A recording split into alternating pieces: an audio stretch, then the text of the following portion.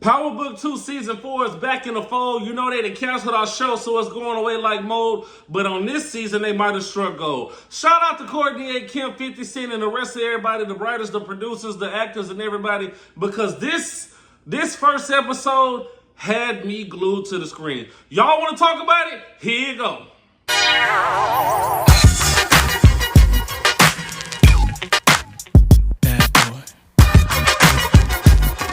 So for starters, welcome to my YouTube channel. Let me just say, I have been talking about doing this for quite some time. I've been talking about putting together some type of podcast, putting together something, but you got to start somewhere. And let me just say, I am just so proud of myself for following in the footsteps of, following my goals and the paths of what I said that I would do. And I don't act on it immediately, and I don't act on things immediately like I should. But what I say I'm going to do, and it is coming to fruition. I am here. We're doing our first episode. This is The Toxic Truth. Welcome to The Toxic Truth. I am K.r.e.a.m, your host, your MC, your host, your director, your producer, your writer, all that in one. That's me. And I just want to say, subscribe. Thank y'all for coming. Thank y'all for watching. Thank everybody. I really appreciate it. And this is going to be a little bit of everything with this channel. We're going to talk about power. We're going to talk about All American. We're going to talk about my shows. We're going to talk about current events, pop events, everything. I might come on here just to vent. You never know. But I really am just excited to finally get this off the ground, because I've been talking about this for so long. I've been talking about doing this with other people, but you know what? They say, if you want something done, do it yourself. So let's go ahead and get into Power Book 2 Ghosts. All right, y'all. Are y'all ready? I just wasn't expecting, in the Power universe, expect the least expected, because you never know what these writers gonna do. Yes, this show is trash as hell. It's a trash show, and I'm gonna tell you why. Because the writing be all over the goddamn place, but I still love it. I love it. I don't know. The writing is all over the place, but it's crazy because when we left OG Power into this spinoff of Power Book 2 Ghosts, we hated Tariq. We didn't care about Tariq. Now everybody is for Tariq. We want Tariq to win. It's crazy. I guess it's because he's become his own rendition of Ghost, and he's our new Ghost since he took Ghost away. But that is just how great the writing is that they have taken a character that we have hated, and now they have made him like God. They've made him like Jesus. I ain't saying that Tariq is Jesus. I don't think Jesus have done half the stuff Tariq has did. So let's go and get into it. So starting out, Brayden comes in, and Brayden then finally, grew some balls. He then finally learned what to do with a gun, and he then came in and he then saved Tariq from the season finale from last time, and they get away. And what I don't understand is, how is Tariq, where did all these military guns come from? They in a storage. Tariq been running from 2-Bit for 3 seasons. He been running from K.r.e.a.m since he met K.r.e.a.m, and he got all this military grade equipment, and they've been having him running around, running from people like a, I can't say what I want to say on YouTube, but like a what. Where'd all that come from? All of a sudden you had all this stuff. I get what they're trying to do is they're trying to make Tariq like Ghost at every turn, because that's something that Ghost, that is a Ghost trait. Ghost would have had stuff stashed out all over the city, and we've never seen Tariq just having stash spots like that, but that is a Ghost trait, and they are trying to make us see Tariq as the new Ghost, I guess. But that just didn't make sense to me. Now, K.r.e.a.m, you are shot in the arm, which you should have been dead. But K.r.e.a.m, you are shot in the arm, and you are just so stupid, K.r.e.a.m. It's like you take 3 steps forward and you get knocked 5 steps back. Your first start after getting shot in the arm And after Noma telling you what to do, was you gonna go to the Westons? Now I'm gonna get in on. I'm gonna go off on the Westons in just a minute, but let me stay on K.r.e.a.m for a second. K.r.e.a.m, you in an all-white neighborhood. An all-white neighborhood. You leaking blood all over the ground. You leaking blood all over the Range Rover. And your thought was to go to the Westons to go look for Braden, which he would never go after what just happened. Monet is right. Everybody, Monet is right. Lorenzo is right. You don't use your brain for bull Swiss. You don't use it for anything at all, Kane. And it's just, I got irritated when you sat there and said, I'm going to go to the Westons. That didn't make no sense. Now the Westons. Y'all have gotten robbed by Monet and Kane already. They kicked your door in, did whatever they did. They done just strolled up in the house. Y'all got all this money. Y'all ain't beefed up security or anything. They still are just able to just walk right through the door. That don't make no sense. They still able to just walk right on through the door.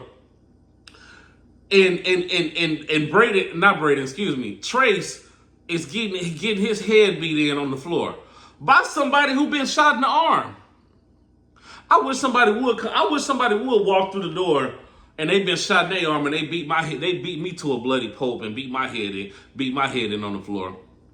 That's enough. I'm not giving the racist Westons and Trace any more time than what they gave us, and that was 2 minutes. So that's it. I'm not talking about that no more.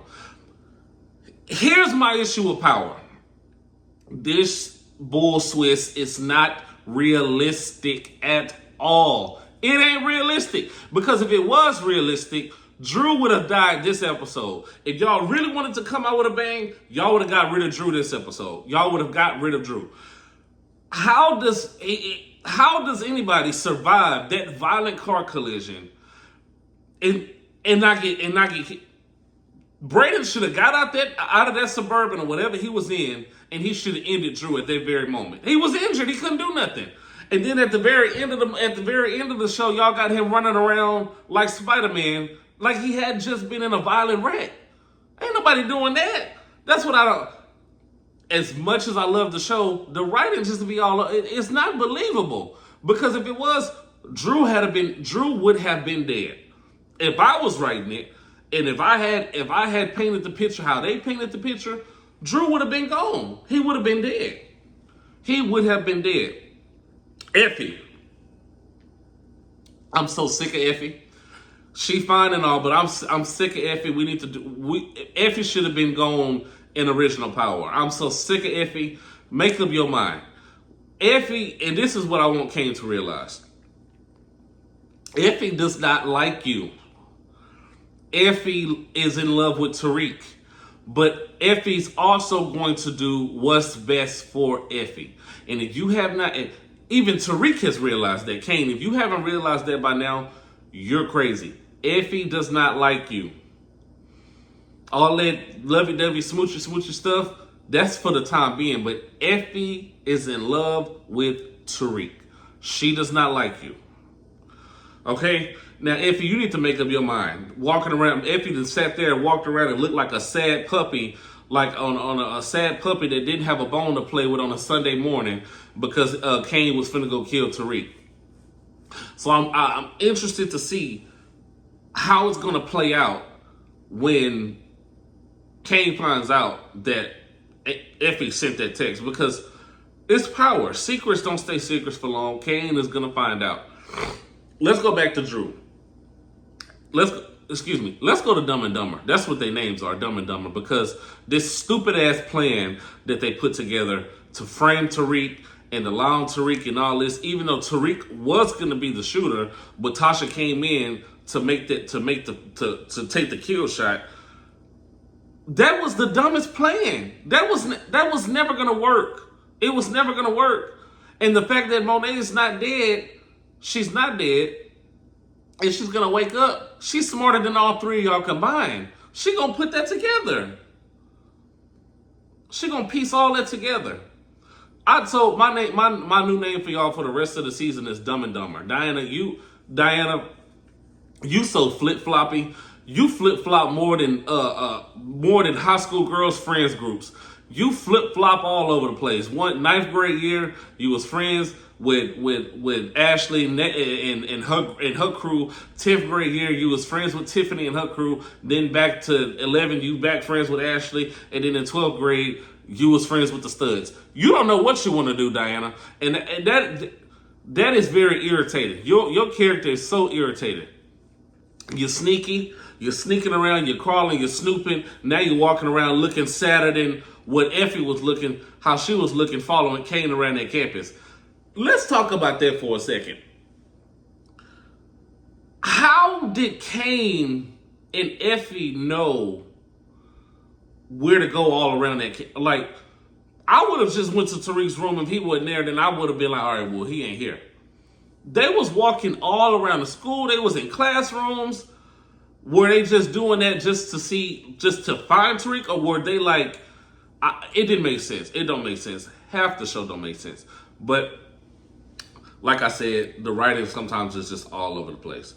Now, Monet, you don't take accountability for bull Swiss.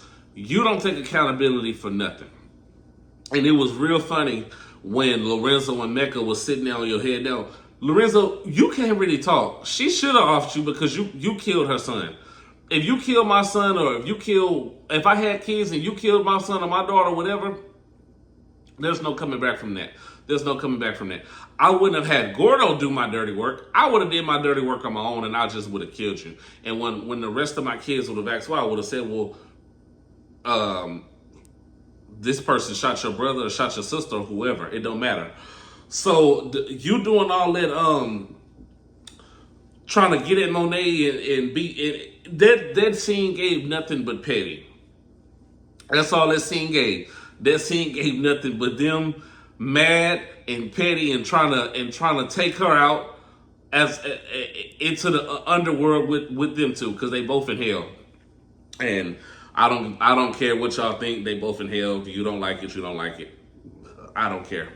But Monet, take this opportunity to, I don't know, because from looking at the trailers for the rest of the season, Monet, it looks like you come back on a vengeance. And if you find out that it was Dumb and Dumber, Drew and Diana, that's plotted to have you killed, are you going to forgive them, or are you going to go after them? So I don't know. So the fact that you telling Zeke, when Zeke's dumb ass comes in and sits down, because he's, I know y'all think, I don't know what y'all think about Zeke, but I think Zeke is dumb as a doorknob. Hey, I'm ready. Hey, I'm ready. Hey, I'm ready. Hey, gonna know my name.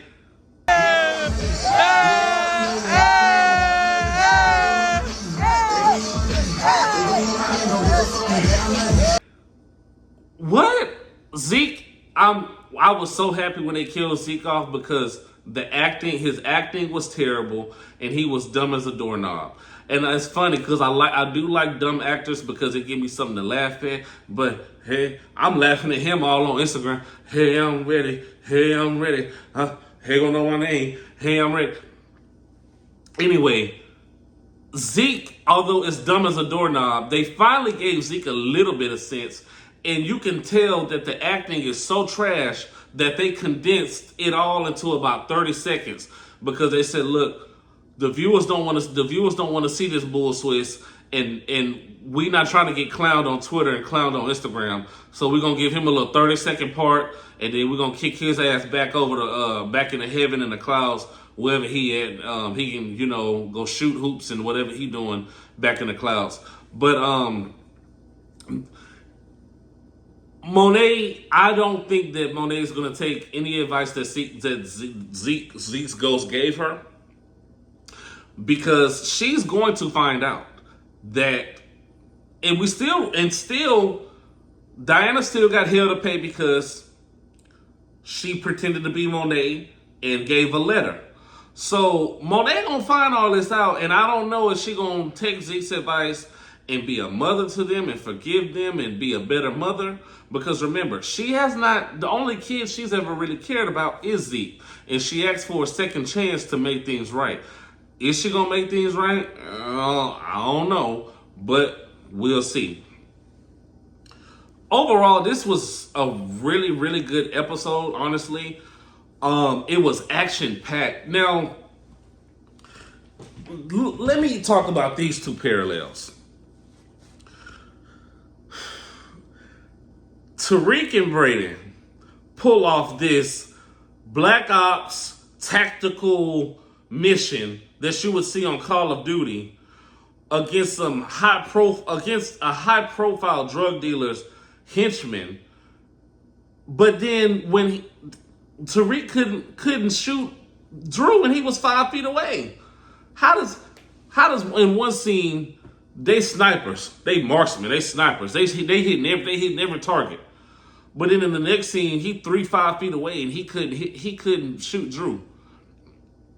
If y'all want Drew to live, then just say, I know it's a TV show. We want, we got to make it, we got to make it a little fake because it's a TV show. But that didn't add up to me. That didn't add up to me at all. That they pulling off jewelry heist and shooting and got military grade weapons and pulling off combat missions. And then when the ambush and the wreck happens and he saves Brayden or Becca, whoever, he couldn't hit the target that was 3 feet away. That didn't make no sense. You mean to tell me Tariq know what to do with these military grade? He know what to do with these military grade weapons, but he don't know what to do with it. He can't handle a 9mm. That boy was shooting all over the place. He shot Jesus. Forgive me. But honestly though, he was shooting all over the place with a 9mm. But when he had the ARs and the rifles or whatever he was shooting with, this tactical military grade weapon, he looked like he was John Wick. That's what we can say. He was John Wick. It didn't make no sense. I'm not falling for that bullshit. Shout out to the writer. Shout out to anybody that had anything to do with this episode because they gave us something that we really appreciate. They got rid of Junior. We didn't need Junior. We didn't want Junior, and we didn't have time to go through with this dumb storyline of you being obsessed with chasing Tariq and just falling into the trap. Eventually, you still fell in that trap, but they got rid of it in episode 1, and I am thankful for it. You have to understand, Junior, that this has been 10 years of the feds, the DEA, the FBI, the Eastern District, New York, this DA's office, the Fed. Everybody have been after the St. Patrick's. And all of them have dropped one by one. The only one that is still standing is Blanca, Tamika, and Jenny. But Jenny didn't ran. Jenny gone. Jenny said she don't want nothing else to do with this. She might be getting a spinoff, but Junior, if Blanca, the one who's always looking for Terry Silver, if Blanca told you to let it go, you should have let it go. Because she turned into Sax and was the epitome of not letting it go. Because she wanted to get these murderers and drug dealers off the street. Even she told you to let it go. So thank you to the writers and everybody. I'm not spending any more time on Junior during this review because that was stupid. That was stupid. Tariq's plan was stupid. I didn't understand him shooting his gun and saying that he, shot the assailant. Noma's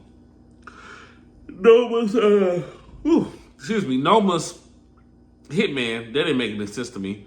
But it don't matter because Junior's gone, which brings in a new character.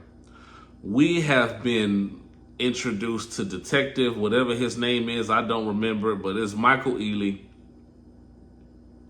by way of pause. And I can already see what the setup is. I think that Michael Ealy or whatever, his character has some type of tie to Ghost. and he's about to go at Tariq with a vengeance full force, and he's gonna do whatever he can. It's a repeating cycle, but at least they're keeping us interested in this repeated kind of cycle. At least we didn't want any more of Junior. We'll take a new character, and we'll see a kind of a new storyline, but we didn't need anything. We didn't want any more Valdez's. We done with that. We've closed the door. The door is closed. The door is closed. We've closed the door on the original Power and the Valdez's and all that. And we need to put a pause on pause. I don't want to see pause on my screen anymore. Let's put a pause on that. I don't want to see pause no more. Unfortunately, I think I'm gonna have to see some more of her, because now she's working with Detective, whatever his name is, to find out what really happened to her son. But let's be honest, they ain't gonna find it out. They ain't gonna find it out. Tariq ain't gonna snitch on himself, and Braden ain't gonna, Braden ain't finna, say nothing, so they ain't gonna never find it out. But I'm interested to see what I'm gonna say Michael Ealy, because I don't know his character's name, but I'm interested to see what he brings to the table. I'm very interested to see. So the most important part, Noma and her daughter. Noma's daughter is that's a baddie right there. But Noma and her daughter, clearly there's a bunch of, it almost kind of reminds me of a Monet and Diana situation, in the sense of there's some underlying secrets and truth not being told. But we see that clear when Anya Covington is asking these questions, and she can't get any clear answers from her mother, from Noma. But let's talk about putting $100K on each of their heads. Whew. I don't know. I need $100K. I was on my way to New York. I was on my way looking for Braden and Tariq. When she said $100K, I was on my way there. I was on my way. I was booking me a Spirit flight right to LaGuardia, right over to LaGuardia, looking for Tariq and Braden, because I needed that $100K. I had my knives set. I had my ARs and everything. They weren't gonna let me through TSA, but I was on my way. I had a Spirit flight booked, and it ain't expensive to go to New York on Spirit either. It's only about $24. Spirit, y'all might want to sponsor this video. So I'm getting y'all free publicity. But so now, but between Tariq and Noma, there's a truce right now. There's a truce. And we all know it's going to be some backstabbing and underhanded, sneaking around. That truce is not going to be a truce for long. Because like she said, Tariq went after her daughter, which was, in her words, unforgivable. I'm excited to see what's going on next week. Since this is the last season, it needs to be, every single episode needs to be action-packed. I want to see two to three bodies an episode. It needs to be like 1, 2, 3, uno. Who the last one standing? Uno out. That's really all I got for this review. Like I said, this is my new YouTube channel. This is my new space where I'm coming and bringing y'all videos, and we're gonna talk about this. We definitely gonna talk every episode of this Power season. I think a spinoff is coming from this. I don't know who's gonna get it, but I feel like a spinoff is coming, and I would like to see that too. But I've been watching interviews, and I've noticed that Michael Rainey, the guy who plays Tariq, has been saying he's ready for what's next for Michael Rainey and not what's next for Tariq. So that might mean that he might, they might off him, he offed his dad and he might get off. It is Power. There is no happy ending. Who knows? Yas might come and pull the trigger. He done made Yas' life a living hell, his big mama's life a living hell. One of them might come and pull the trigger. There is no happy ending in Power. It just never. There is no. Ghost didn't have a happy ending. Tasha didn't have a happy ending. Ramona didn't have a happy ending. Sax didn't have. Nobody gets the happy ending. I don't even think Tate is really getting a happy ending. And I'm pushing for power influence too. I think that Tate needs to spin out. Tate, there's a story there, and he definitely should have his own show. He should have his own show. But if you are a power lover, if you love power, if you like watching this show, definitely comment your theories, comment what you think, comment what you feel like I should have included, comment how you feel like I can grow my channel, whatever. Like, leave me comments. I'm open to all your feedback. I'm open to all the hate as well.